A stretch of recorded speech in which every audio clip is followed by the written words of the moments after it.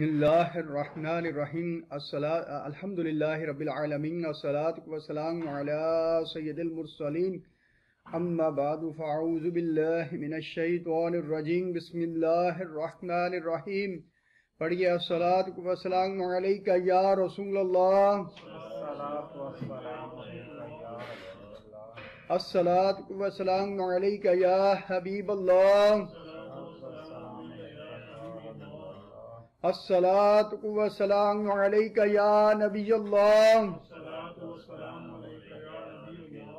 وعلی آلک واصحابک یا نور اللہ۔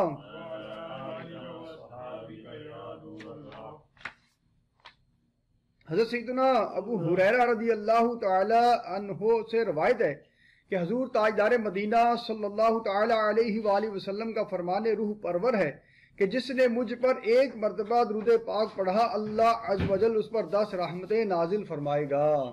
سبحان اللہ، صلو علی الحبیب صلی اللہ تعالی علی محمد صلی اللہ تعالی علیہ وآلہ وسلم۔ حضرت سیدنا ابو ہریرہ رضی اللہ تعالیٰ عنہ سے روایت ہے کہ مدینے کے تاجدار صلی اللہ علیہ وآلہ وسلم نے ارشاد فرمایا، تم میں رات اور دن کے فرشتے باری باری آتے ہیں، فجر و عصر کی نمازوں میں جمع ہو جاتے ہیں، پھر وہ فرشتے جنہوں نے تم میں رات گزاری ہے اوپر کی طرف چلے جاتے ہیں۔ اللہ پاک باخبر ہونے کے باوجود ان سے پوچھتا ہے کہ تم نے میرے بندوں کو کس حال میں چھوڑا؟ وہ عرض کرتے ہیں ہم نے انہیں نماز پڑھتے چھوڑا، اور جب ہم ان کے پاس پہنچے تھے تب بھی وہ نماز پڑھ رہے تھے۔ سبحان اللہ۔ حضرت مفتی احمد یار خان رحمت اللہ علیہ حدیث پاک کے اس حصے فجر و عصر کی نمازوں میں جمع ہو جاتے ہیں کے تحت فرماتے ہیں، یہاں فرشتوں سے مراد یا تو اعمال لکھنے والے 2 فرشتے ہیں یا انسان کی حفاظت کرنے والے 60 فرشتے۔ ہر نابالغ کے ساتھ 60 فرشتے رہتے ہیں اور بالغ کے ساتھ 62 یعنی 62۔ اسی لیے نماز کے سلام اور دیگر سلاموں میں ان کی نیت کی جاتی ہے۔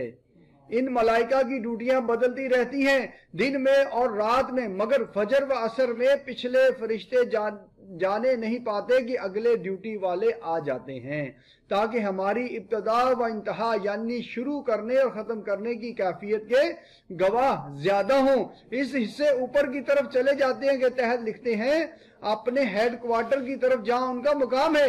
مفتی صاحب حدیث پاک کے اس حصے ہم نے انہیں نماز پڑھتے چھوڑا اور جب ہم ان کے پاس پہنچے تھے تب بھی وہ نماز پڑھ رہے تھے کے تحت تحریر کرتے ہیں کہ اس کا مطلب یا تو یہ ہے کہ فرشتے نمازیوں کی پردہ پوشی کرتے ہیں کہ آس پاس کی نیکیوں کا ذکر اور درمیان کے گناہوں سے خاموشی، یا یہ مطلب ہے کہ اے مولا جن بندوں کی ابتدا و انتہا یعنی شروعات اور ختم ہونے کی کیفیت ایسی ہو اس میں ہمیشہ برکت ہی رہتی ہے۔ نماز ایک اعلیٰ عبادت ہے کہ اس کے بارے میں سوال جواب ہوتا ہے۔ نماز فجر و عصر دیگر نمازوں کے مقابلے میں اعظم یعنی زیادہ عظمت والی ہیں۔ اس حدیث پاک میں کہ ان دونوں اوقات کے شرف یعنی عظمت و بزرگی کی طرف اشارہ ہے، کیونکہ فجر کی نماز کے بعد رزق تقسیم ہوتا ہے، جبکہ دن کے آخری حصے یعنی عصر کے وقت میں اعمال اٹھائے جاتے ہیں، تو جو شخص ان دونوں وقتوں میں مصروف عبادت ہوتا ہے اس کے رزق و عمل میں برکت دی جاتی ہے۔ یہ امت تمام امتوں سے افضل ہے، اور اس امت کے افضل ہونے سے اللہ پاک کے پیارے اور آخری نبی صلی اللہ علیہ وآلہ وسلم کا تمام انبیاء کرام علیہ السلام سے افضل ہونا لازم آتا ہے۔ حضرت سیدنا عمارہ بن رویبہ حضرت سیدنا عمارہ بن رویبہ رضی اللہ تعالی عنہ فرماتے ہیں کہ میں نے مصطفیٰ جان رحمت صلی اللہ تعالی علیہ وآلہ وسلم کو فرماتے سنا، جس نے سورج کے طلوع و غروب ہونے یعنی نکلنے اور ڈوبنے سے پہلے نماز ادا کی، یعنی جس نے فجر و عصر کی نماز پڑھی وہ ہرگز جہنم میں داخل نہ ہوگا۔ سبحان سبحان اللہ، کتنی پیاری بات۔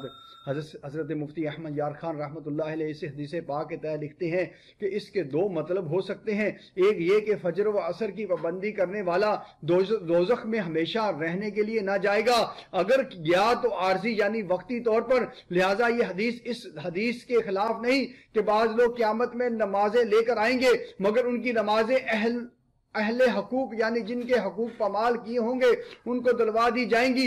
دوسرے یہ کہ فجر و عصر کی پابندی کرنے والوں کو انشاءاللہ عز و جل باقی نمازوں کی بھی توفیق ملے گی اور سارے گناہوں سے بچنے کی بھی، کیونکہ یہی نمازیں نفس پر زیادہ بھاری ہیں۔ جب ان پر پابندی کر لی تو انشاءاللہ عز و جل بقیہ نمازوں پر بھی پابندی کرے گا۔ لہٰذا اس حدیث پر یہ اعتراض نہیں کہ نجات کے لیے صرف یہ دو نمازیں ہی کافی ہیں، باقی کی ضرورت نہیں۔ خیال رہے کہ ان دو نمازوں میں دن رات کے فرشتے جمع ہوتے ہیں، نیز یہ دن کے کناروں کی نمازیں ہیں، نیز یہ دونوں نفس پر گرا یعنی بھاری ہیں کہ صبح سونے کا وقت ہے اور عصر کاروبار کے فروغ یعنی زور و شور کا، لہٰذا ان نمازوں کا درجہ زیادہ ہے۔ حضرت سیدنا جریر بن عبداللہ رضی اللہ تعالیٰ عنہ بیان کرتے ہیں، ہم حضور پاک صلی اللہ تعالیٰ علیہ وآلہ وسلم کی بارگاہ میں حاضر تھے۔ آپ صلی اللہ تعالیٰ علیہ وآلہ وسلم 14ویں رات کے چاند کی طرف دیکھ کر ارشاد فرمایا، ان قریب یعنی قیامت کے دن تم اپنے رب کو اس طرح دیکھو گے جس طرح اس چاند کو دیکھ رہے ہو، تو اگر تم لوگوں سے ہو سکے تو نماز فجر و عصر کبھی نہ چھوڑو۔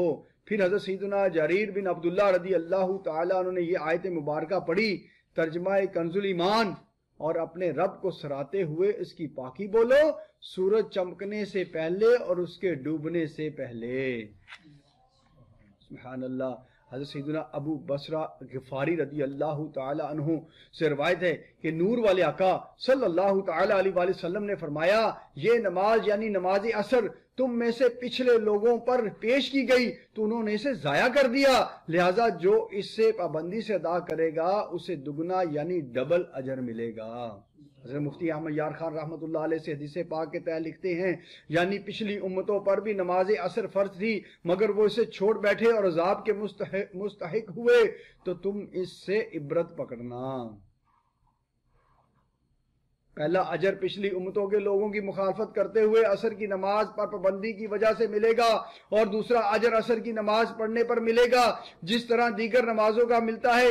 پہلا اجر عبادت پر پابندی کی وجہ سے ملے گا، دوسرا اجر قناعت کرتے ہوئے خرید و فروخت چھوڑنے پر ملے گا، کیونکہ عصر کے وقت لوگ بازاروں میں کام کاج میں مصروف ہوتے ہیں۔ پہلا اجر عصر کی فضیلت کی وجہ سے ملے گا کیونکہ یہ صلاۃ الوسطیٰ یعنی درمیانی نماز ہے، اور دوسرا اجر اس کی پابندی کے سبب ملے گا۔ تابعی بزرگ حضرت سیدنا ابو الملیح رحمت اللہ علیہ بیان کرتے ہیں کہ ایک ایسے روز کے بادل چھائے ہوئے تھے، ہم صحابی رسول حضرت سیدنا بریدہ رضی اللہ تعالیٰ عنہ کے ساتھ جہاد میں تھے۔ آپ نے فرمایا نماز عصر میں جلدی کرو، کیونکہ سرکار دو عالم صلی اللہ تعالیٰ علیہ وآلہ وسلم نے ارشاد فرمایا ہے، جس نے نماز عصر چھوڑ دی اس کا عمل ضبط ہو گیا۔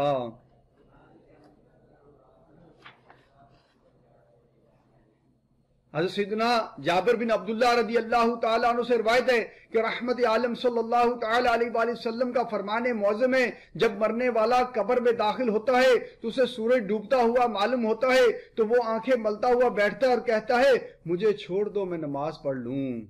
حکیم الامت حضرت مفتی احمد یار خان رحمۃ اللہ علیہ حدیث پاک کے اس حصے میں سورج ڈوبتا ہوا معلوم ہوتا ہے کہ تحت فرماتے ہیں یہ احساس منکر نکیر کے جگانے پر ہوتا ہے، خواہ دفن کسی وقت ہو، چونکہ نماز عصر کی زیادہ تاکید ہے اور آفتاب یعنی سورج کا ڈوبنا اس کا وقت جاتے رہنے کی دلیل ہے، اس لیے یہ وقت دکھایا جاتا ہے۔ حدیث کے اس حصے مجھے چھوڑ دو میں نماز پڑھ لوں کے تحت لکھتے ہیں، یعنی اے فرشتوں سوالات بعد میں کرنا، عصر کا وقت جا رہا ہے، مجھے نماز پڑھ لینے دو۔ یہ وہی کہے گا جو دنیا میں نماز عصر کا پابند تھا، اللہ نصیب کرے۔ اس لیے رب فرماتا ہے سورۃ بقرہ میں ترجمہ کنز الایمان، نگہبانی یعنی حفاظت کرو سب نمازوں اور بیچ کی نماز کی، یعنی تمام نمازوں کی خصوصاً عصر کی نماز کی نگہبانی یعنی حفاظت کرو۔ صوفیہ فرماتے ہیں جیسے جیو گے ویسے ہی مرو گے اور جیسے مرو گے ویسے ہی اٹھو گے۔ خیال رہے کہ مومن کو اس وقت ایسا معلوم ہوگا جیسے میں سو کر اٹھا ہوں، نزا وغیرہ سب بھول جائے گا۔ ممکن ہے اس عرض یعنی مجھے چھوڑ دو میں نماز پڑھ لوں پر سوال جواب ہی نہ ہو، اور ہوں تو نہایت آسان، کیونکہ اس کی یہ گفتگو تمام سوالوں کا جواب ہو چکی۔ کیا پوچھتے ہو مجھ سے نکی رہنے لحد میں، لو دیکھ لو دل چیر کے ارمان محمد صلی اللہ تعالی علیہ وآلہ وسلم۔ رسول اللہ صلی اللہ تعالی علیہ وآلہ وسلم نے فرمایا جو شخص عصر کے بعد سوئے اس کی عقل جاتی رہے تو وہ اپنے ہی کو ملامت کرے۔ نمازوں کے اندر خشوع اے خدا دے، پے غوث اچھا نمازی بنا دے، آمین۔ صلو علی الحبیب صلی اللہ تعالی علی محمد صلی اللہ تعالی علیہ وآلہ وسلم۔